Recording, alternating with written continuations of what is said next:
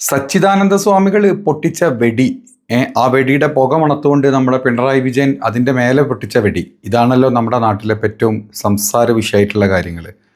എന്താണെങ്കിലും ക്ഷേത്രത്തിൽ കയറണമെങ്കിൽ ഷർട്ട് ഊരണം നിർബന്ധമല്ല, അത്തരത്തിലുള്ള മാറ്റങ്ങളൊക്കെ കൊണ്ടുവരണമെന്ന് നമ്മുടെ സച്ചിദാനന്ദ സ്വാമികൾക്ക് തോന്നിയിട്ടുണ്ടെങ്കിൽ അദ്ദേഹത്തിന് കുറ്റം പറയാനൊന്നും പറ്റില്ല. അത് പുള്ളിയുടെ ഇഷ്ടം.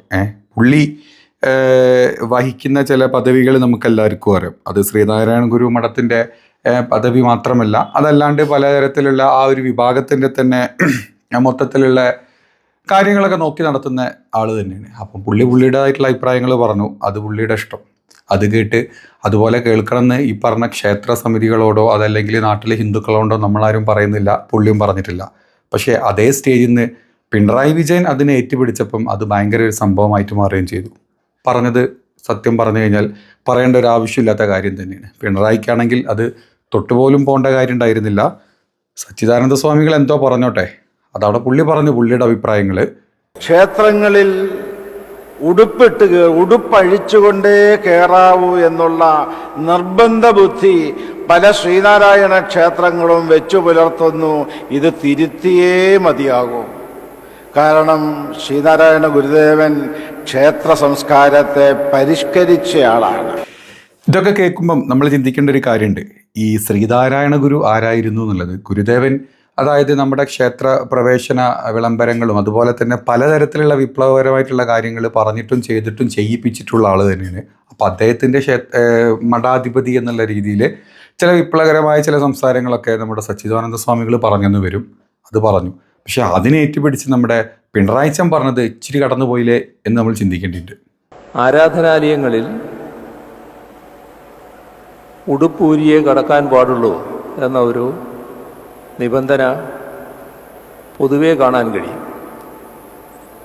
അതിനാണ്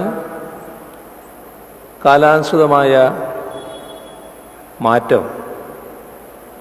അത് ശ്രീനാരായണ ഗുരുവിൻ്റെ സൽപാരമ്പര്യം ഉയർത്തിപ്പിടിച്ചുകൊണ്ട് തന്നെ ഇവിടെ സമൂഹത്തിന് മുന്നിൽ നിർദ്ദേശമായി ബഹുമാനായ സച്ചിദാനന്ദ സ്വാമി വെച്ചിട്ടുള്ളത്. അപ്പോൾ ഇതാണ് കാര്യം.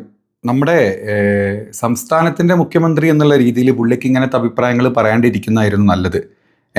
താനൊരു കമ്മ്യൂണിസ്റ്റ് പാർട്ടി അനുഭാവിയാണ്, താനൊരു കമ്മ്യൂണിസ്റ്റ് പാർട്ടി ആയതുകൊണ്ട് തന്നെയുള്ള മതമില്ല മനുഷ്യർക്ക് എന്നുള്ള ചിന്തയിൽ പോകുന്ന ഒരാളായതുകൊണ്ട് ഇത്തരത്തിലുള്ള അഭിപ്രായങ്ങളൊക്കെ അതും നമ്മുടെ കേരളത്തിലെ ഭൂരിപക്ഷ സമുദായത്തിൻ്റെ വിശ്വാസങ്ങളൊക്കെ പറ്റി പറയുമ്പോൾ ചിലപ്പം ആൾക്കാർക്ക് നല്ല രീതിയിൽ കൊണ്ടുവന്ന് വരും. അത് കൊണ്ടിട്ടുമുണ്ട്. എന്താണെങ്കിലും ഇതിനുള്ള തക്കതായിട്ടുള്ളൊരു മറുപടി കൊടുത്തിട്ടുള്ള ആളാണ് നമ്മുടെ സുകുമാരൻ നായർ.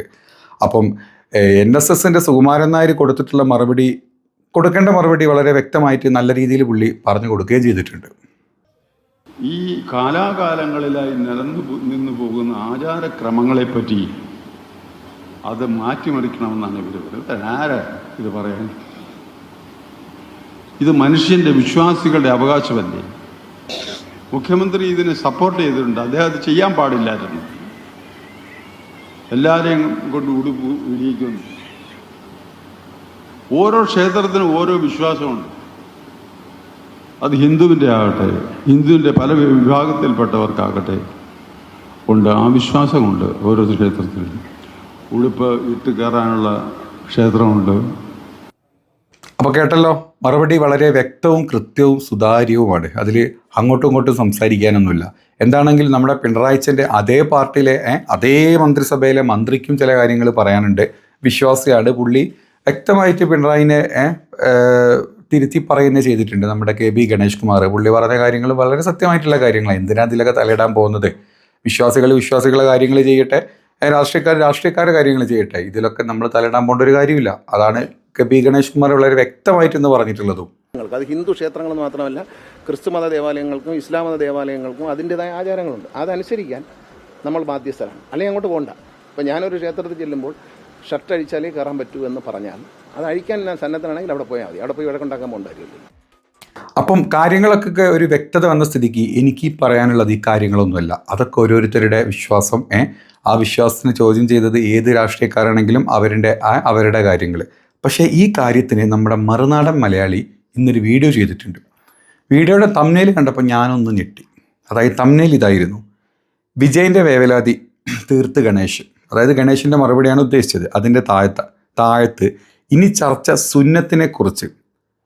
ഞാൻ ആലോചിച്ചു, ഈ ഷർട്ടിട്ട് അമ്പലത്തിൽ കയറുന്നതും സുന്നത്ത് കല്യാണം തമ്മിൽ എന്താണ് ബന്ധം? എങ്ങനെയാണ് മറുനാടൻ സാജൻ ഇത് രണ്ടും കൂടെ അങ്ങോട്ട് ഒരു ബെൻഡ് ചെയ്യാൻ തോന്നിയത് ഞാൻ ആദ്യം ആലോചിച്ചു. അപ്പോൾ നമ്മുടെ മറുനാടൻ അയാളുടെ വീഡിയോയിൽ ഇന്നൊരു കാര്യം പറയണ്ടേ. അതായത് പറഞ്ഞത് നമ്മുടെ സുകുമാരൻ നായർ പറയണ്ടായോലെ ഇങ്ങനത്തെ കാര്യങ്ങളൊക്കെ ഉണ്ട്. അപ്പോൾ അതുകൊണ്ട് ഇങ്ങനെ ആൾക്കാർ ചിന്തിച്ച് കഴിഞ്ഞാൽ എല്ലാ മതത്തിലെയും ഇങ്ങനത്തെ പല വിശ്വാസങ്ങളെ പറ്റി ആൾക്കാർ ചോദ്യം ചെയ്യും എന്നും പറഞ്ഞിട്ട് പുള്ളി പറയാണ്. ഇപ്പം ഏറ്റവും സുകുമാരൻ നായർ പറഞ്ഞതായിട്ട് പറയുന്നതാണ്, ഇപ്പം സുന്നത്ത് കല്യാണം എന്തൊരു മുസ്ലിങ്ങൾ നടത്തുന്നു, ഇത്തരത്തിലുള്ള ആചാരങ്ങൾ എന്തിന് എന്നും പറഞ്ഞിട്ടാണ് പുള്ളി ഒരു തള്ളങ്ങ് തള്ളു മാത്രമല്ല അതിൻ്റെ കൂടെ ഒരു ക്ലിപ്പ് ഇട്ട് സുകുമാരൻ നായർ പറഞ്ഞതെന്നും പറഞ്ഞിട്ട്. അത് ഈ ക്ലിപ്പാണേ. ഇപ്പൊ ഈ അനാവശ്യമായ ചർച്ച എവിടെയാണ് എത്തി നിൽക്കുന്നത്? സുന്നത്ത് ചർച്ചയിൽ ഞാൻ പല സോഷ്യൽ മീഡിയയിലും എത്തി. സുകുമാരൻ നായർ ചോദിച്ചു, മറ്റു സമുദായങ്ങളുടെ കാര്യത്തിൽ നിങ്ങൾ ഇടപെടുമെന്ന് സുകുമാരൻ നായർ ചോദിച്ചു. ഈ വ്യാഖ്യാനങ്ങളൊക്കെ ഹിന്ദുവിന്റെ പുറത്ത് മാത്രമേ ഉള്ളൂ.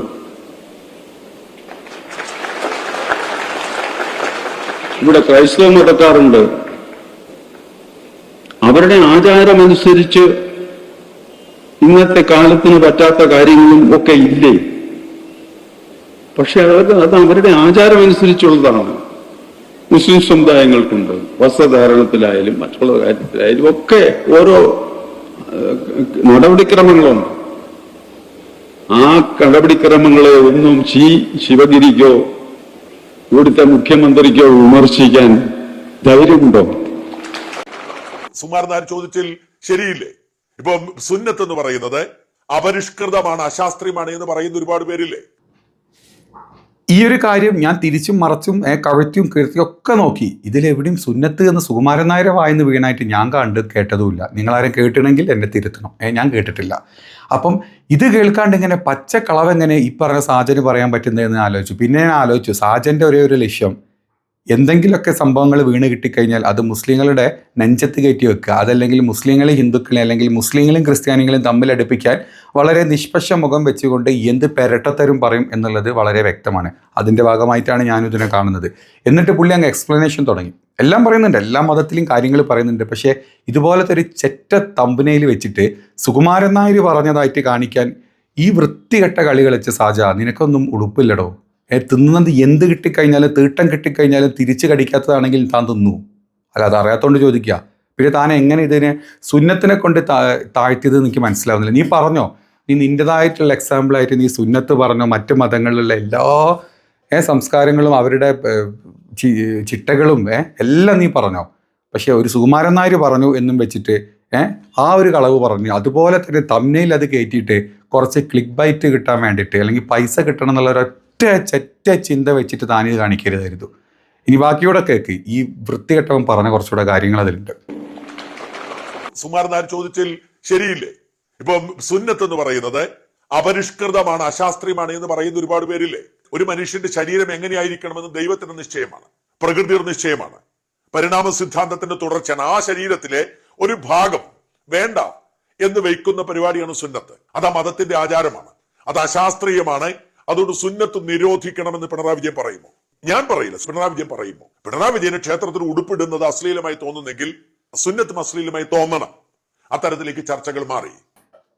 നിങ്ങൾ കേട്ടല്ലോ എങ്ങനെയാണ് ഈ പരനാറിയതിനെ കണക്ട് ചെയ്യുന്നത്? നിങ്ങൾക്ക് മനസ്സിലായില്ലേ?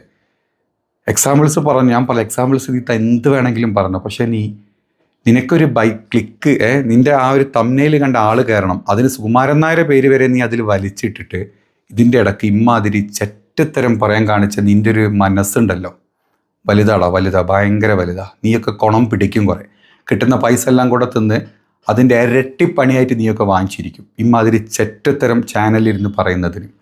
എന്താണെങ്കിലും നമ്മുടെ സച്ചിദാനന്ദ സ്വാമികൾ പറഞ്ഞ് നമ്മുടെ പിണറായി വിജയൻ പറഞ്ഞ് അതിന് മറുപടി കൊടുത്ത സുകുമാരൻ നായരാണെങ്കിലോ ഗണേഷ് കുമാർ ആണെങ്കിലോ നാട്ടിലെ സകല ഹിന്ദുക്കളാണെങ്കിലോ ആ പ്രശ്നം അത് അവർ തീർത്തോളും. അതിൻ്റെ ഇടയ്ക്ക് താൻ ഈ കോലിട്ട് കുത്തി കളിക്കുന്ന ഈ പെരട്ട സ്വഭാവ പരിപാടി ഉണ്ടല്ലോ അത് നിർത്തിക്കോണം. അതിൽ ചെറ്റത്തരം കാണിച്ച് വീഡിയോ ചെയ്യാൻ നിൽക്കരുത്. തനിക്ക് കൈയടിക്കാൻ തൻ്റെ വീഡിയോൻ്റെ താഴെ കുറേ കൃസംഗികളും സംഘികളും മുസംഗികളും ഉണ്ട്. അത് നാട്ടിലെ സകലമാന മനുഷ്യന്മാരെ നീ ആ കൂട്ടത്തിൽ പെടുത്തരുത്. നിൻ്റെ എമ്മാതിരി ചെറ്റത്തരം കണ്ടു കഴിഞ്ഞാൽ അറിയാണ്ട് പ്രതികരിച്ച് പോകും, വേറെ ഒന്നുമല്ല കേട്ടോ.